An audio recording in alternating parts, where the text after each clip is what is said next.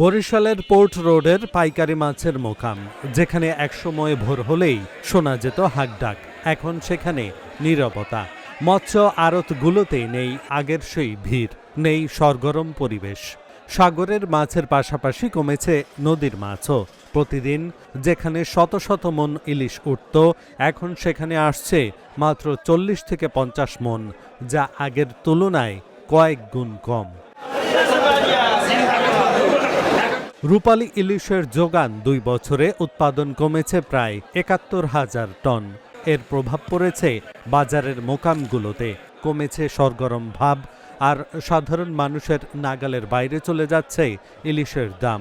ব্যবসায়ীরা বলছেন উৎপাদন কমার পাশাপাশি বেড়েছে খরচ, তবে আসন্ন বর্ষা মৌসুমে মাছ বাড়ার আশায় রয়েছেন তারা। এখন বর্তমানে যে মাছের দাম সাধারণ মানুষের আয়ত্তের বাইরে, কথা বলছেন, যাদের সীমিত আয় তাদের পক্ষে এখন বর্তমানে ইলিশ মাছ কিনে খাওয়া খুবই মুশকিল। ইলিশ মাছ তো মনে করি কদিন আগে ছিল, আমি তো ইলিশ মাছ একেবারে নাই বলতে চলে, সাঁচরা মাছ ছিল তাই নাই, একেবারে মানে ডালি জোবা দিকা কোনো মাছ আসে না। আমি তো যে মাছ যে আসলে 90,000 টাকা মন, হে হয়েছে 1 লাখ টাকা মন, যে আসলে 70,000 হে হয়েছে 80,000, কোনো মাছই বলতে নাই, মানে 10 ভাগের 1 ভাগও মাছ নাই। জাইলারা তো একদিক দিয়ে না খায় মরবে, আর মানে এদিকে যারা ব্যবসা বাণিজ্য করে আরো ধরো না খায় মরবে, এই পাল্লাই হয়েছে, কোনো মাছ আনা। নদীতে তো যাই জাকি মাইরে দিছে, গুড়াকারা মাছ মাইরে আগে থাকতে কোনো এটার কোনো জবাব দেয় না তো কেউ। নদীর মধ্যে সব মাইরে লায়, মাছ হইবে কেমন? আমার ব্যবসায়িক অবস্থা খারাপ, আমাকে তো মাছের ব্যবসা করা যাবে না, করে কি করবো? আমাকে তো সবকিছুর দাম বাড়তি না, আমরা তো কোনো দিকে মনে করেন 1 কেজি মাছ ধরতে গেলে 300 টাকা খরচ, তো কয় টাকা কেজি বেশি, তৈলের দাম বেশি, সবকিছুর দাম বাজার মূল্য বেশি না। একটা লোক রাখতে হলে আর বেতন দেওয়া লাগে 800 টাকা, তাহলে এইভাবে তো পুষণ দিতেছে না, আমাকে ধুয়ে যাওয়া লাগবে। আমাদের যে বিলেন মাছটা, এই বিলেন মাছটা সাধারণত এই টাইমে থাকে না, এই কারণে ইলিশ মাছ যাই আছে দামটা তুলনামূলকভাবে বেশি। ক্রেতাদের অভিযোগ, ইলিশ এখন বিলাসী পণ্যে পরিণত হয়েছে। শুধু ইলিশ নয়, অন্যান্য মাছের দামও চড়া, ফলে সাধারণ মানুষের ক্রয় ক্ষমতার বাইরে ইলিশ। ইলিশ মাছের মানে ক্রেতাদের সাধ্যের মধ্যে না, ইলিশ মাছের দাম প্রচুর। যেমন 1 কেজির উপরের মাছ, লোকাল মাছ হলে প্রায় 3400-3500 টাকা কেজি চাই, এগুলো আসলে কেনার মতো না। না, ইলিশ মাছ সাধ্যের মধ্যে নাই, অনেক দাম, অনেক। এইগুলো বাঙালি আসলে মানে আমরা যারা মধ্যবিত্ত ফ্যামিলি আছে কেনার মতো আসলে অ্যাবিলিটি নেই। কষ্টই লাগে যে সাধারণ মানুষরা খেতে পারে না, মধ্যবিত্তরাই পারে না, আর গরিব মানুষরা তো পারেই না। ইলিশ মাছ আদৌ হয় যে না, সাধারণ মানুষ খাইতে পারবে না। 4,000-3,500 টাকা কেজি যায় ইলিশ মাছের, 1 কেজির মাছের।